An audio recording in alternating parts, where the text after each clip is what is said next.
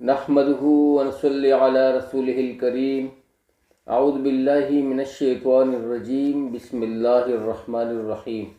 میرے پیارے بھائی بزرگوں دوستوں اور پیاری بہنوں، السلام علیکم ورحمۃ اللہ وبرکاتہ۔ سدا خوش رہیں اور ہمیشہ پھولوں کی طرح مسکراتے رہیں اور ہر قسم کے دکھ درد تکالیف اور مصائب سے محفوظ رہیں، آمین ثم آمین۔ دوستو، روزہ، صوم، روزہ کسے کہتے ہیں اور اللہ سبحانہ تعالیٰ کا کیا حکم ہے روزے کے بارے میں؟ دوستو، روزہ ارکان اسلام میں سے ایک اہم رکن ہے۔ اسلام سے پہلے دیگر امتوں پر بھی روزے فرض رہے ہیں۔ ارشاد باری تعالیٰ ہے، یا ایھا الذین آمنوا کتب علیکم الصیام کما کتب علی الذین من قبلکم لعلکم تتقون، کہ اے ایمان والو، تم پر روزے فرض کیے گئے جیسے تم سے پہلے امتوں پر روزے فرض کیے گئے تھے۔ اور یہ کیوں فرض کیے گئے؟ تاکہ اللہ سبحانہ تعالیٰ کو تم اپنی تقوی دکھاؤ، اپنی پرہیزگاری دکھاؤ، تم لوگ تقوی دار بن سکو، تم لوگ پرہیزگار بن سکو، اور تم لوگ آگے اپنے آپ کو ڈیولپ کر سکو۔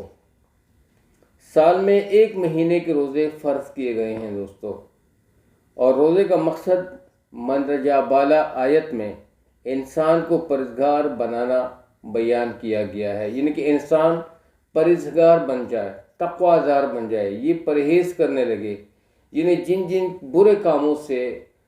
جن کاموں سے اللہ کریم نے روکا ہے، اللہ سبحانہ تعالیٰ نے اس کو پروہیبٹڈ قرار دیا ہے کہ ان کے قریب نہیں جانا، ان سے بچنا پرہیزگاری کہلاتا ہے، ان سے دور رہنا تقوی کہلاتا ہے۔ دوستو، اسی حساب سے اگر ہم لوگ آگے بڑھیں گے تو دوستو ہمیں پرہیزگار کہلائیں گے، ہم لوگ تقوی دار کہلائیں گے۔ اس حساب سے افسوس سے کہنا پڑ رہا ہے کہ ہم میں سے اکثر اس بات پر دھیان ہی نہیں دیتے کہ آیا ہم حلال کمائی سے صحت و افطار کر رہے ہیں یا حرام سے، ناجائز رزق سے، جو کہ اللہ سبحانہ تعالیٰ کے احکامات کے خلاف حاصل کیا گیا ہو، تو اس پہ ہم لوگ سحر افطار کر رہے ہیں، یا حلال رزق پر، یا جو اپنی محنت کی کمائی ہے۔ ہماری اکثریت بجلی چوری کرتی ہے۔ آپ نے اکثر لوگوں کو دیکھا ہوگا دوستو، جو بجلی چوری کرتے ہیں، اور یہ چوری کرنا ان کو چوری نہیں لگتی، یہ ایک عام سی روٹین بن چکی ہے، بلکہ یہ بہانہ بنا لیا جاتا ہے کہ جس اسٹیٹ میں، جس ریاست میں بجلی کی چوری عام ہو اور زیادتی ہو، یعنی کہ مہنگائی زیادہ ہو، انفلیشن زیادہ ہو، تو ہمیں بھی حق حاصل ہے، ہمارے ساتھ زیادتیات ہوتی ہیں۔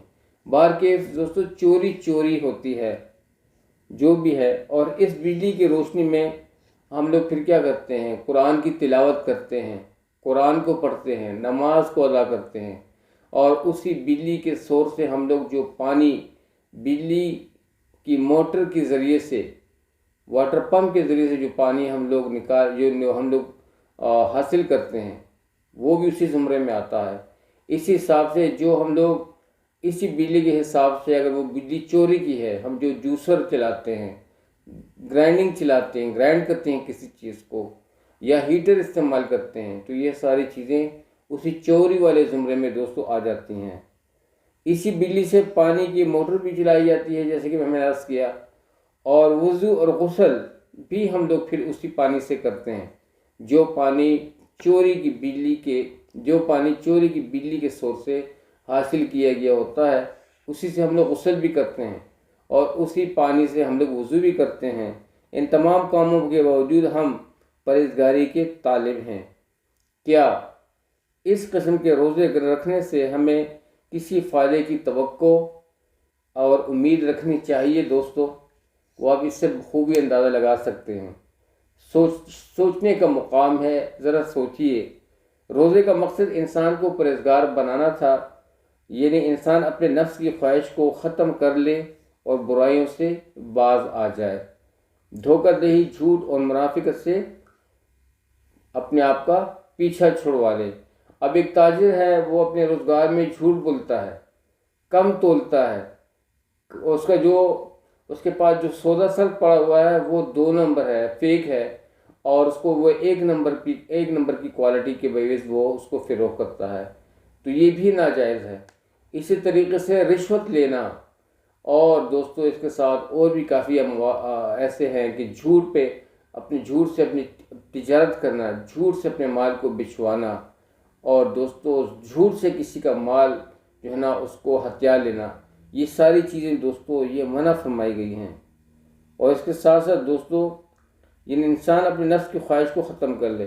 نفس کی خواہشات یہی ہوتی ہیں، نفس آپ کو اس چیز پہ مجبور کرتا ہے کہ یار جہاں کہیں سے بھی ہو ارینج کرو، جی تو یہ ارینج کرنا جو ہے اس میں سوچنے کی بات ہے کہ بھائی یہ جو ہے یہ اللہ کے احکامات کے مطابق ارینج ہو رہا ہے یا اللہ سبحانہ تعالیٰ کے احکامات کے خلاف ارینج ہو رہا ہے، ٹھیک ہے نا دوستو۔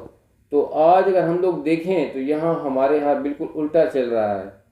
رمضان شریف کے مقدس مہینے میں ناجائز منافع خور، یہ جو ناجائز منافع کرتے ہیں دوستو، رمضان ہی ٹھیک ہے نا، ناجائز منافع خور قبل رمضان میں اپنے مسلمان بھائیوں کو لوٹنے کی تیاری شروع کر دیتے ہیں۔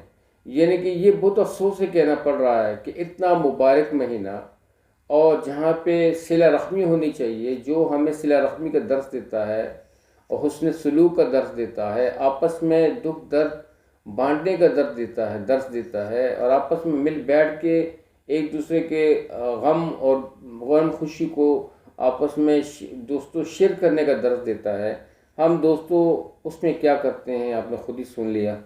اور اس کے ساتھ ساتھ دوستو اشیاء خودنوش تو غائب کر دی جاتی ہیں، جتنی بھی اشیاء خودنوش جو رمضان کے مبارک دن آتے ہیں اس سے قبل ہی غائب کر دی جاتی ہیں تاکہ اس کے عوض میں زیادہ منافع حاصل کیا جائے دوستو، اور ان کے دام اتنے بڑھا دی جاتے ہیں کہ غریب آدمی کے پہنچ سے دور ہو جاتے ہیں۔ حالانکہ ان کو صلہ رحمی سے جائز منافع، یعنی کہ اگر آپ فری میں نہیں دے سکتے ہو رمضان کے مبارک مہینے میں، تو جائز منافع آپ اس پہ لگائیں اور جائز منافع حاصل کریں دوستو۔ پھر بھی ہم توقع رکھتے ہیں کہ اللہ جل جلالہ ہماری دعائیں سنیں، ہماری حاجات پوری ہوں۔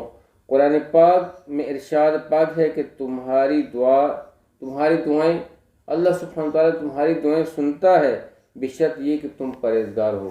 یعنی کہ ہر نیک عمل کی جو مقبولیت کا جو درجہ ہوتا ہے، اس کا تعلق جو ہوتا ہے وہ تقوی کے ساتھ ہے۔ جس چیز میں زیادہ تقوی پایا جاتا ہے وہ عمل اللہ سبحانہ تعالیٰ کو زیادہ مقبول ہوتا ہے۔ انہی امور کے مطابق غور کریں اللہ تعالیٰ کہ ہاں ایک روزے کی کتنی اہمیت ہے۔ اگر جان بوجھ کر ایک روزہ نہ رکھا جائے تو اس کے بدلے متواتر 60 روزے رکھنے کا حکم ہے، لیکن سدا افسوس کہ ہم میں سے اکثر لوگ نہ تو خود روزہ رکھتے ہیں اور نہ ہی روزہ داروں کا احترام کرتے ہیں۔ یہاں پہ جو دوستو اکثر لوگ نہ تو خود روزہ رکھتے ہیں نہ ہی، تو دوستو ایک روزہ یعنی کہ اگر آپ بیمار ہو تو آپ کو جو ہے نا آپ کے لیے تو یہ احکامات ہیں، اور جو اگر قصداً روزہ چھوٹ جائے، ساری عمر بھی آپ لوگ روزے رکھیں، ساری عمر اگر آپ کو قیامت تک زندگی مل جائے اور قیامت تک آپ لوگ متواتر روزے رکھیں، تب بھی ایک روزے کی قضا کا جو ہے نا آپ نہیں پورا کر سکتے، اس کا اجر آپ کو دوبارہ نہیں مل سکتا۔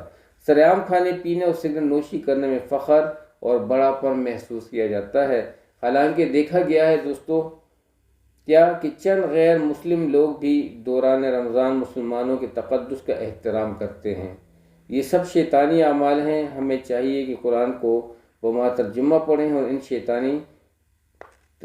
شیطانی حربوں سے بچنے کی کوشش کریں۔ دوستو روزے کا تعلق جو ہے وہ مین جو فیکٹ ہے وہ تقوی سے ہے، اور تقوی اللہ سبحانہ تعالیٰ کا خوف ہے، اللہ سبحانہ تعالیٰ کا ڈر ہے۔ یعنی ہر چیز میں ہم لوگ تجارت کرتے ہیں اس میں بھی خوف ہو اللہ کا، ہم لوگ بجلی یوز کرتے ہیں اگر وہ بجلی چوری کی ہے تو اس میں بھی خوف ہونا چاہیے۔ اگر ہم ڈیوٹی پہ جا رہے ہیں اور ڈیوٹی میں ہم لوگ دوستو کارستانیاں کر رہے ہیں، اپنی کارستانی کی وجہ سے اپنے رزق کو حرام کروا رہے ہیں، یعنی کہ پورا ٹائم نہیں دے پاتے اس پہ، ویسے اپنا وقت کو ضائع، اپنی ڈیوٹی آر سے پہلے ہم لوگ آ جاتے ہیں، اور ڈیوٹی کے دوران ہماری نظر دوسروں کی جیب پہ ہوتی ہے اور رشوت پہ ہوتی ہے، یا ہم لوگ رشوت والوں کے لیے سہولتکار بن کر وقت گزارتے ہیں۔ یہ سارے حربے جو ہیں دوستو، یہ اللہ سبحانہ تعالیٰ کی ناراضگی والے ہیں۔ اسی طریقے سے اگر ہم لوگ دوستو جو ڈیلنگز ہیں امنگز ایچ ادر، وہ بھی اگر وہ اللہ سبحانہ تعالیٰ کے احکامات کے خلاف ہیں تو تب بھی، تو دوستو اسلام ایک مکمل ضابطہ حیات ہے۔ روزہ ایک ایسا مہینہ ہے، یہ لوٹ مار کا مہینہ ہے۔ یہاں پہ آپ کو دیکھیں، ایک نفل پڑھنے سے آپ کو ایک فرض کا اجر ملتا ہے۔ آپ نے 4 رکعت نفل ادا کیے، اٹس مین کہ آپ نے 4 فرض ادا کیے، اور اس طرح اگر آپ لوگوں نے ایک فرض ادا کیا، اٹس مین کہ آپ نے 70 فرض پرفارم کیے۔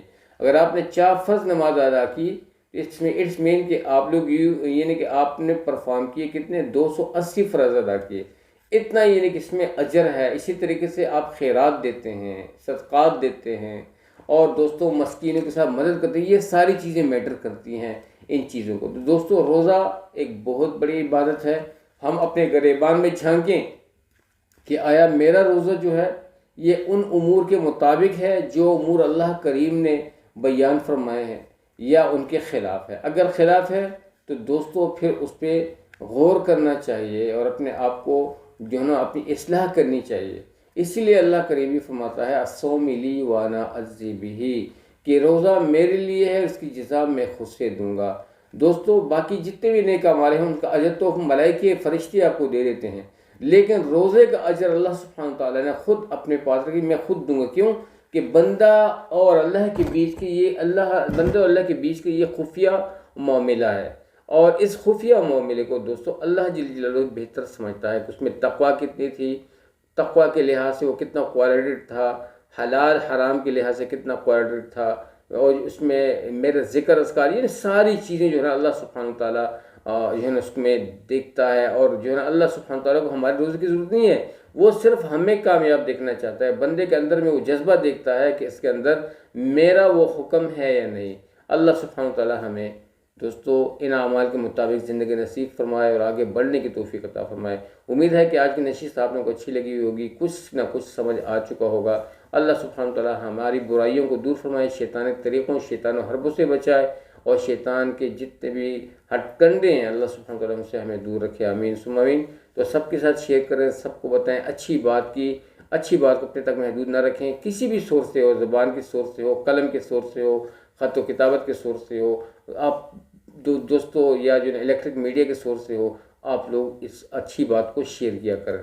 اللہ سبحانہ تعالیٰ ہمیں نیک اعمال کی کرنے کی توفیق عطا فرمائے۔ تو اب تک کے لیے اتنا ہی، آپ کی ڈھیر ساری دعاؤں میں اجازت چاہوں گا۔ السلام علیکم ورحمۃ اللہ وبرکاتہ۔